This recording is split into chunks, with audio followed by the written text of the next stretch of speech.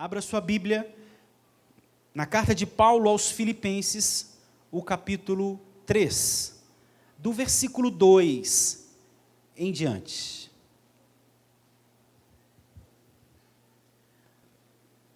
Carta de Paulo aos Filipenses. Paulo estava preso, uma prisão domiciliar. Ele estava preso em Roma. Foi uma das cartas que ele escreveu dessa prisão. Ele envia para a igreja em Filipos, igreja que ele mesmo fundou. Filipos era uma cidade, ela recebia esse nome em homenagem ao pai de Alexandre o Grande, o rei Filipe II. Essa cidade, ela tinha status da cidade de romanos. Os filipenses tinham esse status de ser um cidadão romano. Eles não precisavam comprar essa cidadania, eles já a tinham. Nessa cidade, tinha muitos soldados aposentados, que recebiam terras. É uma cidade onde não tinha, pelo que se percebe, tantos judeus. E está escrito assim em Filipenses capítulo 3, versículo 2. Posso ler? Então, me acompanhe aí. Cuidado com os cães. Cuidado com os maus obreiros. Cuidado com a falsa circuncisão. Porque nós é que somos a circuncisão, nós que adoramos a Deus no Espírito e nos gloriamos em Cristo Jesus, em vez de confiarmos na carne. É verdade que eu também poderia confiar na carne. Se alguém pensa que pode confiar na carne, eu ainda mais. Fui circuncidado no 8º dia, sou da linhagem de Israel, da tribo de Benjamim, hebreu de hebreus. Quanto à lei, eu era fariseu. Quanto ao zelo, perseguidor da igreja. Quanto à justiça que há na lei, irrepreensível. 7. Mas o que para mim era lucro, isso considerei perda por causa de Cristo. Na verdade, eu considero tudo como perda por causa da sublimidade do conhecimento de Cristo Jesus, meu Senhor.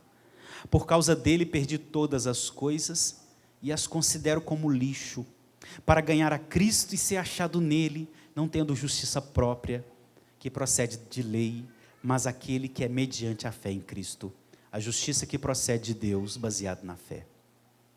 O que eu quero é conhecer Cristo e o poder da sua ressurreição, tomar parte nos seus sofrimentos e me tornar como ele na sua morte, para, de algum modo, alcançar a ressurreição dentre os mortos.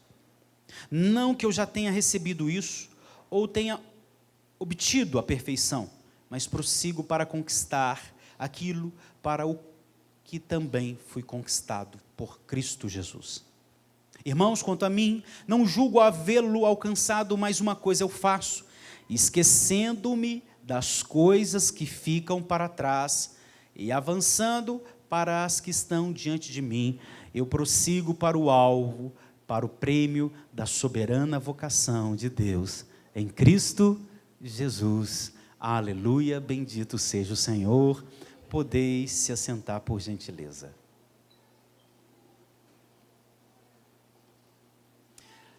Paulo escreveu essa carta, mas eu não vou falar dessa carta nesse momento. Eu vou falar do tema, e que essa carta tenha resposta para esse tema que eu propus nessa noite. Se eu pudesse voltar no tempo, é uma frase que continuamente falamos. Se não é continuamente, pelo menos já aconteceu, em algum momento da vida, a gente falar: ah, se eu pudesse voltar no tempo. Ah, se eu tivesse a oportunidade, eu faria muitas coisas diferentes do que eu fiz. Ah, eu consertaria coisas erradas que eu fiz, decisões erradas que tomei. E esse tema me fez lembrar de um filme famoso. Eu não sei se você já assistiu esse filme, De Volta para o Futuro. Alguém já assistiu esse filme aí? Faz assim com a mão, quem já assistiu. É o pessoal dos anos 90, né? É o pessoal dos anos 90. Eu sei que ele é reprisado, né, no YouTube, acho que deve dar para assistir, ou na sessão da tarde, né? Esse filme conta a história de um cientista maluco que construiu uma máquina, e essa máquina ou enviava a pessoa para o futuro, ou levava a pessoa para o passado, não é? E o interessante é que essa máquina, quando levava a pessoa para o passado, era para consertar alguma coisa lá que foi feito de errado, e o presente estava uma tragédia, e precisava consertar alguma coisa lá no passado para essa tragédia cessar, não é? Mas o interessante é que isso tudo é ficção. Essa máquina não existe, e essa possibilidade, ela não existe. E aí me veio um questionamento: seria bom eu tirar tempo da minha vida para ficar especulando se eu pudesse voltar no tempo? Será que vale a pena eu ficar investindo parte da minha vida especulando sobre isso? E eu cheguei a uma conclusão que não. Eu imagino que é a mesma conclusão que você também deve chegar. Se é uma impossibilidade voltar no tempo, se é uma impossibilidade ter uma máquina que me leve para consertar, por exemplo, decisões erradas que eu tomei lá no passado, e hoje estou vivendo as consequências dessa decisão, então não vale a pena eu ficar tirando tempo da minha vida, ou gastando vida, com essa especulação. O interessante é que quando eu leio essa porção da carta de Paulo aos Filipenses, eu tenho uma postura ideal, que todos nós que aqui estamos, deveria ter, ao invés de investir parte da sua vida questionando: se eu pudesse voltar no tempo. E é essa porção que o apóstolo Paulo deixou registrado aqui, pela inspiração, claro, do Espírito Santo, para nós podermos refletir e termos uma postura parecida com a dele, em relação à vida e principalmente em relação a decisões que tomamos no passado e de algum modo estamos vivendo essas decisões, as consequências dessa decisão hoje. O interessante é que quando nós iniciamos aqui no versículo 2, Paulo, ele dá um alerta aos irmãos. Ele diz que os irmãos deveriam tomar cuidado com os maus obreiros, os mutiladores da circuncisão, com os cães. E ele argumenta que nós, os cristãos, já somos circuncidados, que a nossa confiança não deveria ser colocada em esforços humanos, mas a nossa confiança deveria ser colocada em Jesus Cristo. Então, do versículo 2 até o versículo 4, é Paulo dando um alerta aos irmãos em Filipos. Ei, toma cuidado com essas mensagens, ou esses ensinos que vos levam a confiar nos próprios esforços. Analisando esse versículo 2 ao versículo 4, eu fiquei pensando o seguinte: pensa aí comigo, e interaja comigo aqui. Quero te fazer uma pergunta. Irmão, hoje o judaísmo, ou as doutrinas do judaísmo, ou melhor, as doutrinas dos fariseus, em relação à antiga aliança, é um perigo para nós hoje? Eu vou te dar a resposta, aí você vai lá e interage comigo. Não. Aí eu vou te perguntar, aí você vai lá e já sabe a resposta, então diz a mesma resposta que eu. Porque de manhã uns falou sim, outros falou não. Não, irmão. Irmão, olha aqui para mim. A gente está no século 21, Nova Serrana. Eu quero te fazer uma pergunta. O judaísmo é um perigo para nós hoje? Não, irmão. As doutrinas farisaicas do judaísmo não é um perigo para nós hoje. Mas quando eu estava lendo essa porção, do versículo 2 ao 4, e a base dessa prática desses judaizantes de querer fazer de cristãos judeus, era confiar nos próprios esforços. E aí eu estava pensando, qual é a doutrina, qual é o ensino hoje, que nos ensina a confiar em nossos próprios esforços? Eu vou te fazer uma pergunta e você me responde. A autoajuda, ela nos leva a confiar nos nossos próprios esforços? Sim ou não? Sim ou não? Sim.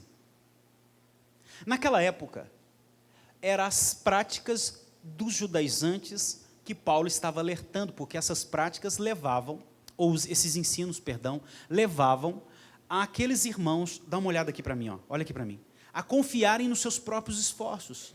Mas hoje, essa mensagem não faz sentido para nós. Eu digo, a mensagem dos judaizantes em relação à antiga aliança não faz sentido para nós. Mas hoje, irmão, nós temos tido um grande perigo, e que tem enganado muitos irmãos, que é a autoajuda quando ela veste roupa de evangelho. Está entendendo, senhor ou não? Quando a autoajuda, ela reveste roupa do evangelho, e ela te leva a confiar, e vem com aqueles discursos, olha para dentro de você, arranca essa força aí, tá? Manifesta esse leão que está dentro de você, você não é aquilo que você está vendo, você é melhor do que aquilo que você está vendo, e aí começa aquelas coisas, e vai, e aí você olha para o espelho, não, eu estou diante de um leão, dá um grito aí, não é? Eu sou melhor do que eu estou vendo aqui, tem um leão aqui dentro de mim. Não é? E aí começa aquela conversa, né? Aquelas coisas horrendas, né? E que de algum modo engana irmãos. Irmão, quando um profissional, por exemplo, da psicologia, ele está usando essa ferramenta, ele está usando essa ferramenta. Agora, quando um pregador usa essa ferramenta, é aí que está o pepino. Está entendendo? Quando o pregador, ele vai para um púlpito, diante dos irmãos, ele coloca a autoajuda vestida de evangelho, ele começa a distribuir autoajuda para as pessoas, é aí que está o perigo. Porque o que Paulo está dizendo são os maus obreiros.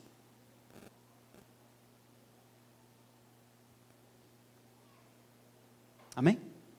Uma coisa é o profissional dele, lá na clínica dele, usando a autoajuda, sei lá, para o trabalho dele. Agora, uma coisa é um obreiro, é um pregador. Pegar a autoajuda, colocar uma roupa de evangelho e começar a mandar isso para os irmãos. Ensinando os irmãos a confiar nos próprios esforços para ser salvo. Isso não é bom? Então Paulo vem do versículo 2 ao 4, ele vem trazer esse alerta. E aí quando chega no versículo 5 e 6, Paulo quer mostrar que ele, se fosse para confiar em esforços humanos, ele deveria ser o primeiro. E ele faz um breve relato, 5 e 6, da história de vida dele. E ele faz um breve relato, me dê sua atenção aqui, ó, das antigas crenças e valores que ele carregava.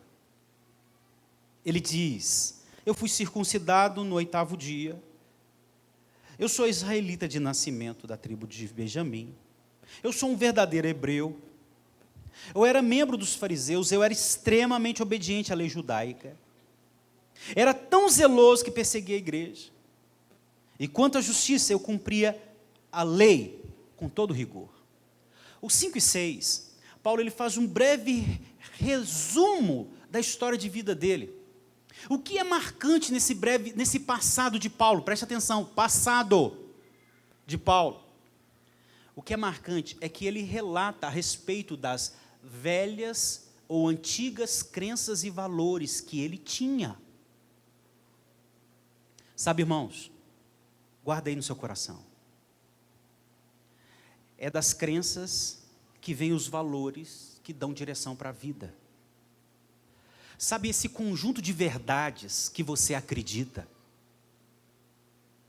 Esse conjunto de verdades te leva a valorizar coisas, ou situações, ou pessoas.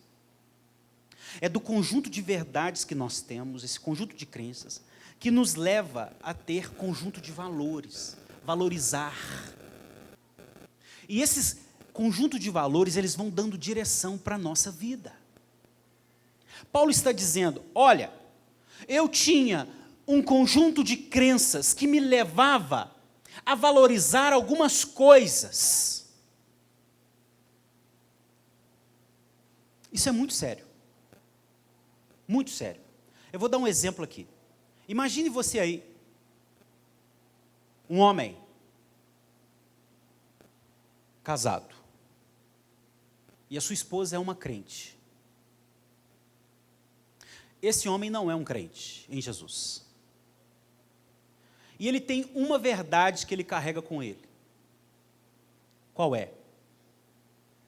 O homem, por ser homem, ele é superior à mulher. Todo mundo sabe que isso é uma mentira. Mas ele carrega como verdade. Está dentro do conjunto de crenças dele. Preste atenção, me dê sua atenção aqui. Ele carrega como verdade, está dentro do conjunto de crenças dele. Essa verdade, que está dentro do conjunto de crenças dele, faz com que ele valorize a si mesmo e desvalorize o sexo feminino. Como é que ele trata a mulher dele? Se ele crê, acredita, carrega uma verdade dentro dele, que o homem, por si só por ser homem é superior à mulher, e ele valoriza mais a si do que a esposa. A consequência, as práticas que vão vir dessa crença e desses valores, é o quê? É maltratar a mulher, menosprezar a mulher, subjugar a mulher. Está vendo como que isso é sério? Pastor, mas como que essa crença entrou na cabeça desse homem? Irmão, desde quando nós somos gerados ali pela bênção da vida? Deus nos concede a bênção da vida. Aí tem a fecundação do óvulo pelo espermatozoide. Ali se dá o início da vida. A partir daquele momento, o ser humano, ele está se desenvolvendo, ele está tendo percepções, ele está sentindo. Já no ventre. Ele nasce, ele vê o pai, ele vê a mãe, ele vê a sociedade, ele vai absorvendo aquilo tudo como verdade. E aí ele vai começar a valorizar as coisas a partir dessas verdades, que ele entende ser verdade, mas não é verdade. Então, do versículo 5 ao versículo 6, Paulo está falando sobre um antigo conjunto de crenças e valores que ele tinha. Mas aí chega o versículo 7, aleluia. Do 7 ao 11, Paulo vai dizer que no passado ele tinha esses conjuntos de crença e valores, mas aconteceu alguma coisa que no presente ele não tem mais esse conjunto de crenças e valores. Preste atenção no versículo 7, ele diz: eu pensava que essas coisas eram valiosas.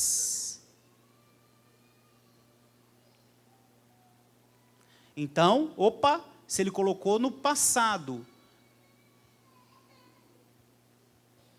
então eram valiosas no passado, então no presente já não são mais. Mas agora, presente, ele falou do passado, agora ele está falando do presente. Mas agora eu as considero insignificantes. Aquilo que era valioso para mim hoje já não é mais. Aleluia. Por quê? Ele fala a chave. Porque as coisas passadas eram valiosas e agora não são mais.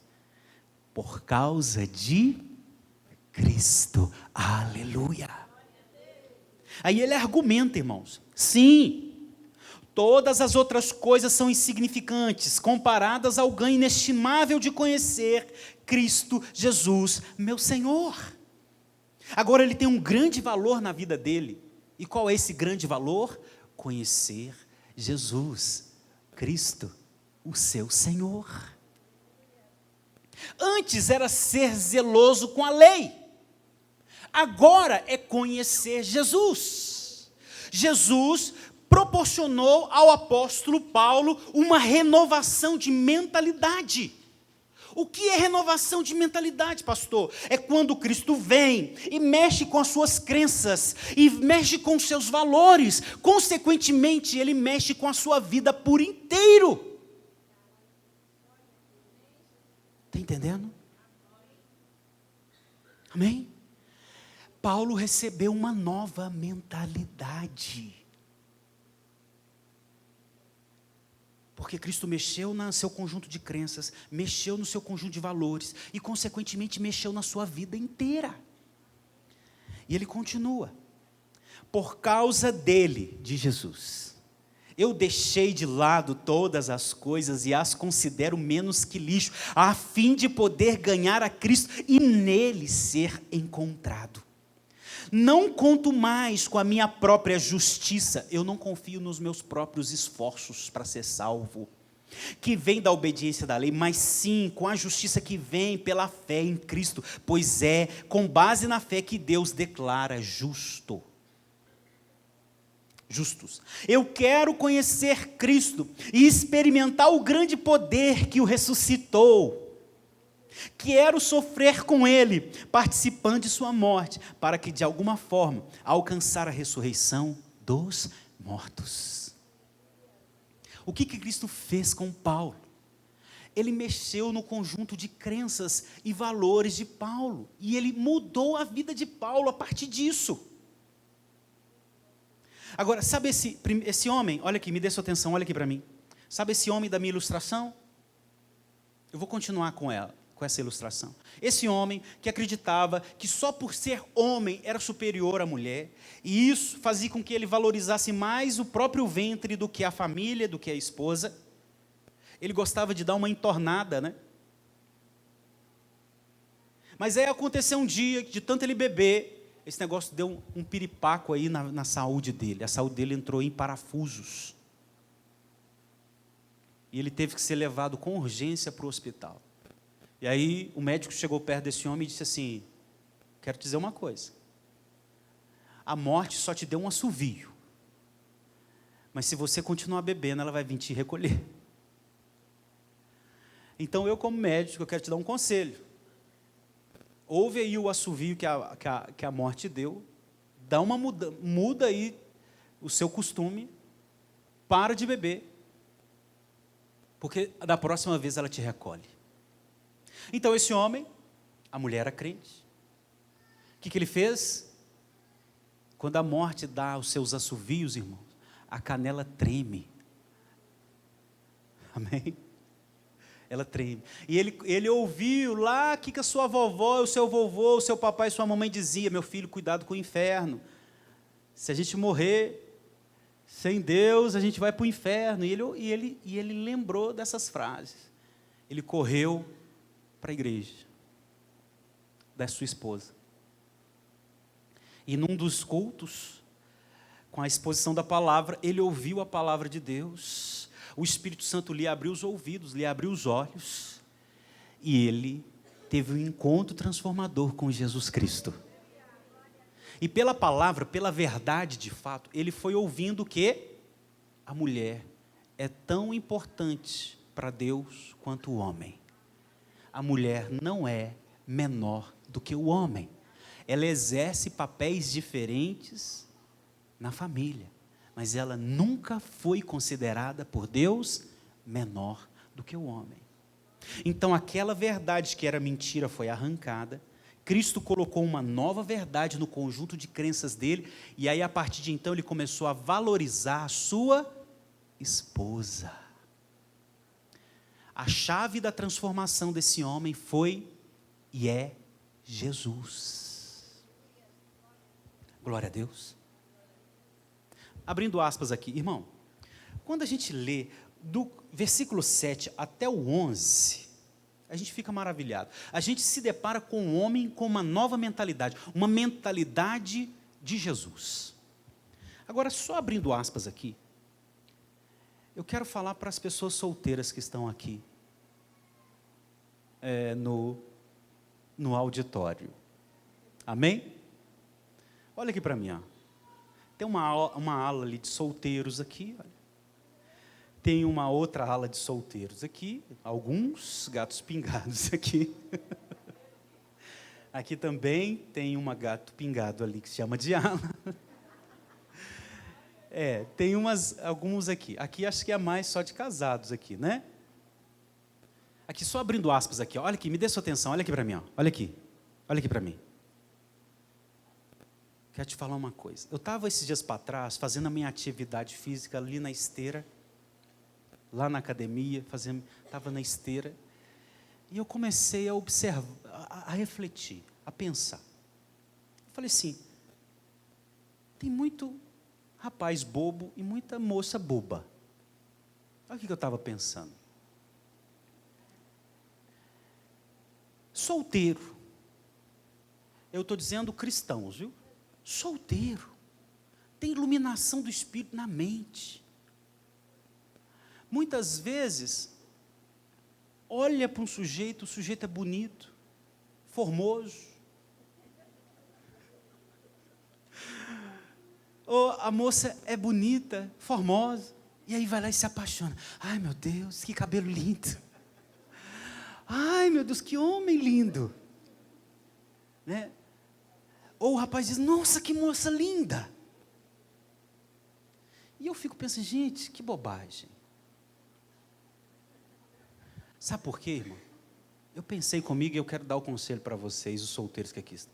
Meu filho, não se apaixona pela aparência, não. Eu sei que a gente valoriza essas coisas. Se apaixona pela mentalidade da pessoa. Eu fiquei pensando, sabe por quê? Minha filha, se você arrumar um sujeito pobre, mas a mentalidade dele é mentalidade de desenvolvimento e crescimento, em algum momento esse menino vai ficar próspero. Vai passar o tempo, mas ele vai ficar. Porque a mentalidade dele é mentalidade de olhar para frente. É de enfrentar o obstáculo. É de pegar o boi pelo chifre e dobrar o boi. Glória a Deus. Aí pega aquele sujeito bonitão, mas o bicho é preguiçoso. É um bicho preguiçoso. Tem preguiça até no canto do olho. Ai, deixa eu tomar um pouco d'água aqui. Aquele homão de 2 metros de altura, mas preguiçoso. Até hoje pede dinheiro para o pai e para a mãe, misericórdia. O que adianta? Aí o sujeito vai lá e olha aquela moça linda que só, mas é mimada e pirracenta. Você vai enrolar o meio de campo, meu filho. Vai enrolar o meio de campo. Então, aí se apaixona. Ai, gente, não tem coisa mais linda no mundo. Não tem coisa mais linda no mundo, mas é um pipinão. Agora, se pegar gente com mentalidade renovada, melhor ainda, mentalidade cujo Cristo transformou, aí é outra situação. Amém? Eu fiquei pensando nisso. Porque eu estava na academia, aí entra homem, entra mulher, tudo ali, cuidando da saúde, legal, tem que cuidar mesmo, eu também estou tentando cuidar. Mas eu fico pensando, como que moça fica encantada demais com o que vê, aquilo de um dia acaba, minha filha. Quando chega aos 80, não dá. É a lei natural da vida. Mas uma mentalidade pode chegar a 80.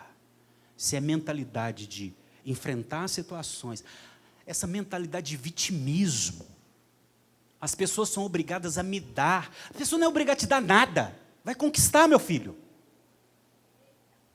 Deixa eu tomar.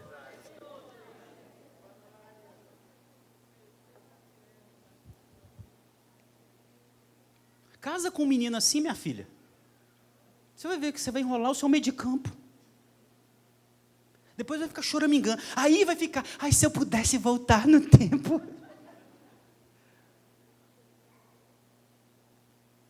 Mas você tem a oportunidade agora. Está entendendo, senhor, não? Voltando. Do 7 ao 11 tem uma linda, linda, linda, linda descrição de uma mentalidade cujo Cristo transformou. Sabe o que eu acho lindo também do 7 ao 11? É que Paulo faz questão de dizer, olha, o valioso para mim de todo o universo tem nome, Jesus Cristo. Antes era zelo com a lei, agora é aprofundar relacionamento com Jesus. Antes era conquistar a salvação pelos esforços, agora é ser encontrado em Jesus e confiar que Ele é o meu Salvador. A última parte é o versículo 12 ao 14, que ele diz. O versículo 12, ele deixa claro que ele não alcançou a totalidade ou a impecabilidade. Irmão, guarda uma coisa, só aproveitando aqui, outro detalhe aqui.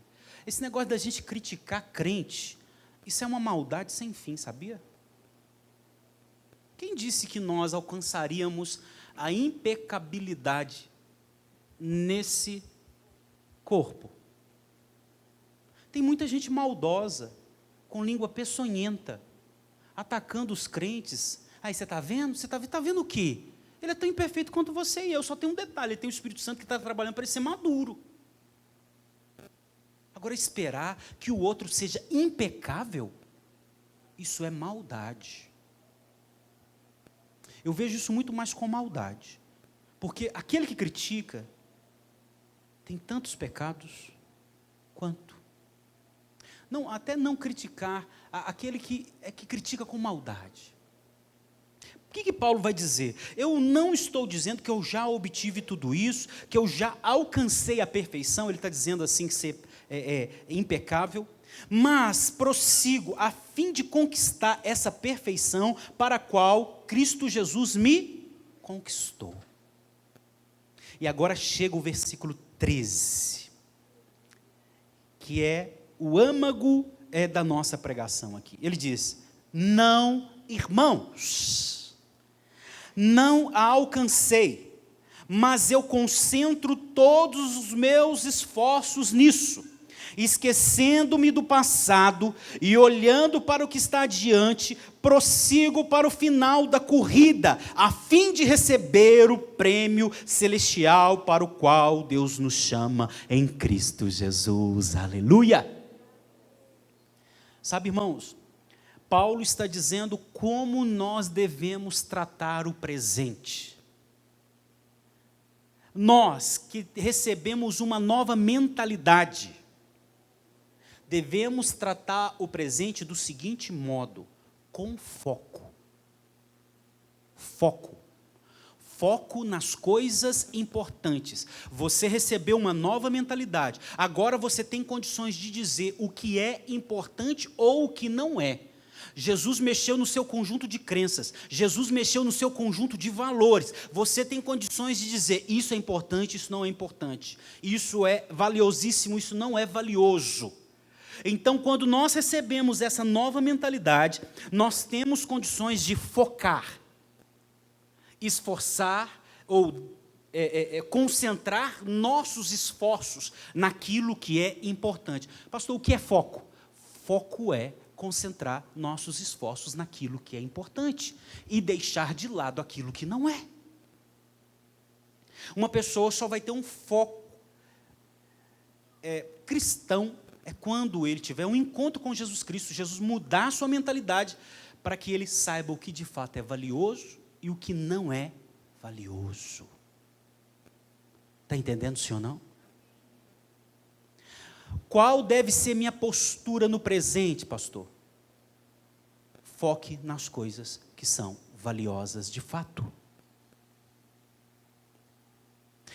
Esquece as coisas antigas, as coisas do passado, a mentalidade antiga, os valores antigos, as crenças antigas. Você recebeu uma nova mentalidade? Olha para o que está diante de você, tenha foco.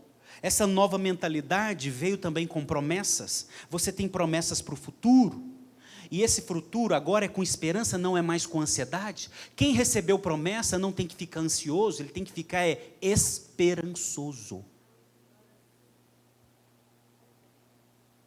E eu quero fazer uma aplicação para o passado aqui, caminhando para o fim dessa pregação.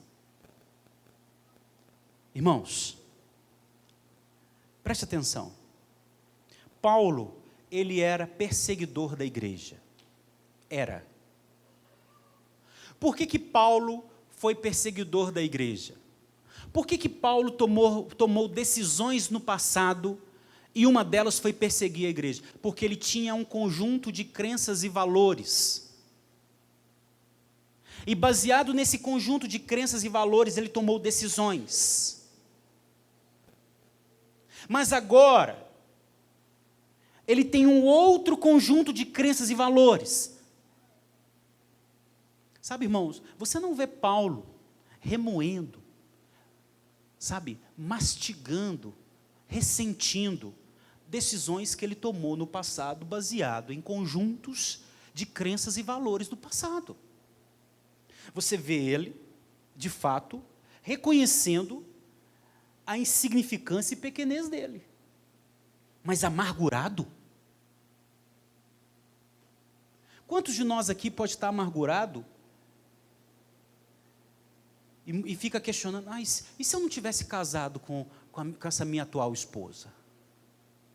E se eu não tivesse casado com esse meu atual marido? E se naquela época que apareceu aquele rapaz na minha vida, em vez de eu ter ficado com aquele rapaz, eu fui ficar com esse aqui?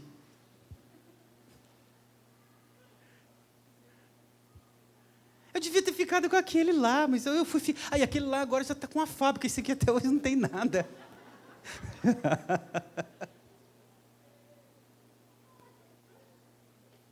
E se? Não é? Aí o sujeito pensa, e se eu tivesse ficado com aquela outra? Ela era mais paciente, essa daqui é briguenta demais. E se? E se? Aí começa o passado, aí vem o sentimento. Quando essa mentalidade que Cristo não é a chave, aí o passado começa a amargar. E vai amargando. Vai amargando.